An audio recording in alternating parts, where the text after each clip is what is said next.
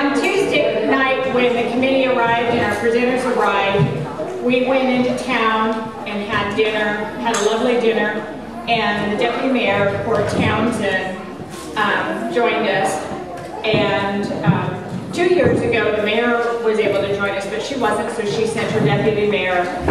And he was a very personal fellow, and this was what he wrote. He said, "Hi Kate, last night was special. Thank you again for including me and giving me a chance to meet such a wonderful group of visitors to this town of which we are so proud. I thought you might be interested in seeing part of my description of the evening to a friend. The highlight of the evening was when one woman from Scotland agreed to sing a Gaelic lullaby. She sang unaccompanied, and it was lovely. I am sure other tourist types in the restaurant wondered what was going on at the long table we occupied, but locals, of course, took it in stride. A true Port Townsend moment."